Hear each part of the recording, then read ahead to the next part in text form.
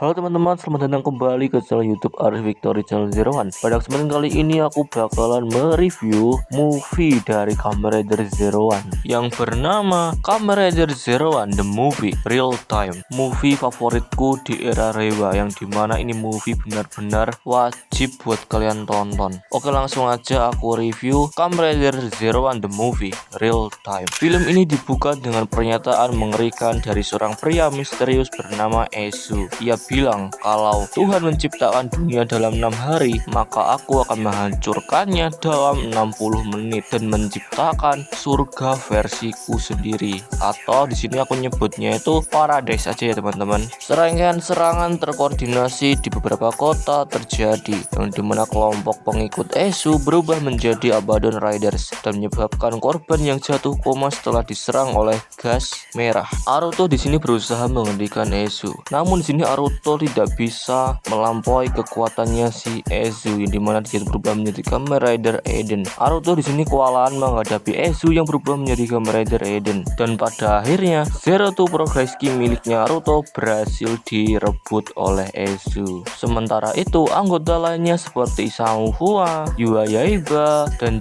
Jin, Harubi dan kawan-kawan berusaha mengatasi ledakan serangan di lapangan dan menyelidiki asal gas serta jaringan Abaddon. Penyelidikan mengungkap unsur teknologi. Gas itu sebenarnya terkait dengan nano mesin yang dimanipulasi. Ada koneksi ke eksperimen masa lalu atau insiden Daybreak, di mana nano mesin atau ARC pernah terlibat. Dalam film diperlihatkan bahwa Akane, seorang peneliti yang pernah terkait dengan Esu, sebenarnya menjadi korban. Kesadarannya pernah terdigitalkan oleh ARC pada peristiwa sebelumnya. Akane ada di dalam server atau ruang virtual sebagai digital avatar. Tujuan Esu bukan sekedar kehancuran. Secara emosional ia terlarut pada Akane, dan Paradise yang ia coba bangun berkaitan dengan menyatukan atau melindungi korban-korban itu di dunia digital. Izu, Humager sekretaris Aruto, memainkan peran besar untuk menyelamatkan Aruto. Ia mendapatkan implant memori, mengambil langkah drastis dan menggunakan perangkat sehingga ia dapat berubah menjadi Kamen Rider Zero Two.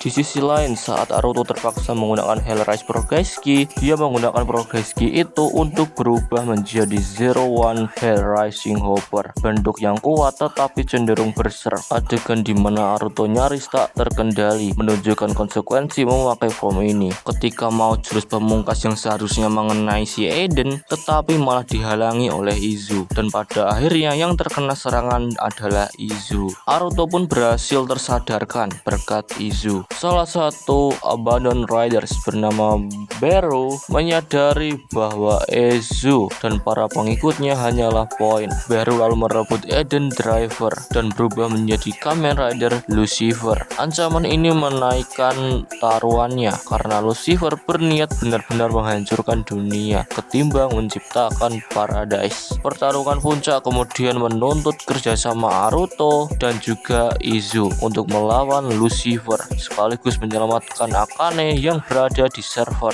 Aruto dan Izu berhasil mengalahkan Lucifer dengan momen Rider Kick atau serangan kombinasi untuk menghancurkan senjata utama yaitu Thousand Jacker dan menghentikan self-destruct server. Ezu sendiri sampai pada titik emosional. Ia masuk ke server untuk menemui Akane. Adegan yang sangat emosional, secara simbolik mereka menikah atau dihadapkan pada persepsi Paradise. Namun Beru menembak Ezu karena menyadari pengorbanan diri mereka sia-sia. Ezu pun tewas di sini. Dengan berakhirnya self-destruct dan pemulihan server, korban Abaddon Rider dikembalikan, para pengikut ditangkap dan dunia terselamatkan. Film ini ditutup dengan suasana lebih tenang. Aruto kembali dengan senyum khasnya, menegaskan bahwa selama manusia bisa berharap, tidak ada mimpi yang mustahil. Oke, sekarang kita masuk ke kelebihan dan juga kekurangan dari movie ini teman-teman. Untuk kelebihannya, yang pertama ada di ceritanya yang intens dari awal. Karena ada batas waktu 60 menit, film ini terasa cepat,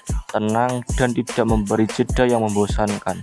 Kedua, lawan utamanya kuat dan punya motivasi emosional. Aizu bukan villain yang kosong, dia punya latar yang bikin cerita lebih terasa seru dan tidak membosankan. Yang ketiga, pertarungan dan sinematografi movie. Film ini benar-benar juara banget di segi actionnya. Efek ledakan sinematografi benar-benar tersusun dengan rapi dan memanjakan mata. Yang keempat, kerjasama antar rider, yang dimana mereka bekerjasama menyelamatkan dunia dari ancaman besar. Ada yang beraksi di lapangan, ada juga yang sedang mencari informasi tentang kejadian ini supaya bisa menemukan solusi dari permasalahan atau konflik ini. Sekarang kita masuk ke kekurangannya. Untuk kekurangan yang pertama itu ada di beberapa CGI kurang mulus. Walaupun secara keseluruhan untuk CGI-nya udah bagus untuk standar tokusatsu. Kekurangan yang kedua itu ada di motivasi Aizu yang sebenarnya itu bagus, tetapi karena durasi dari filmnya yang terlalu cepat membuat bagian emosionalnya itu terasa terburu-buru. Untuk kekurangan dari film ini itu aja. Terus untuk kesan dariku, film ini tuh memberikan kesan yang tak terlupakan, yang dimana dari menit pertama sampai akhir hampir tidak ada yang membuat aku bosan.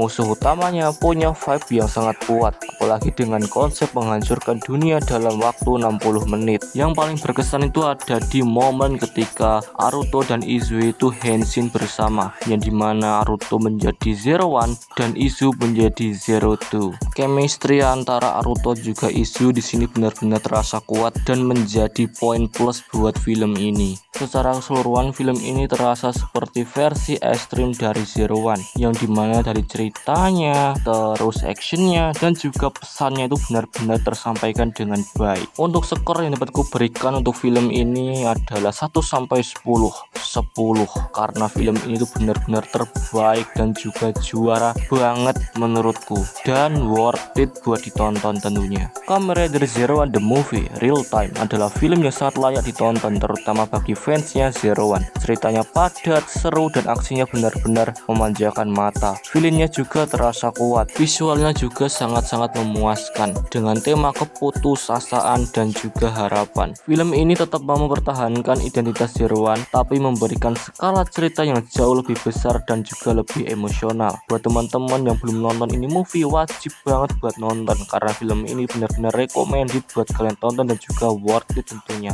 Oke, sekian dulu untuk konten kali ini. Buat teman-teman yang sudah menonton video ini, terima kasih banyak. Jangan lupa di like, share, dan juga subscribe. Sampai jumpa di konten-konten aku yang lainnya. Sekian dariku, bye bye.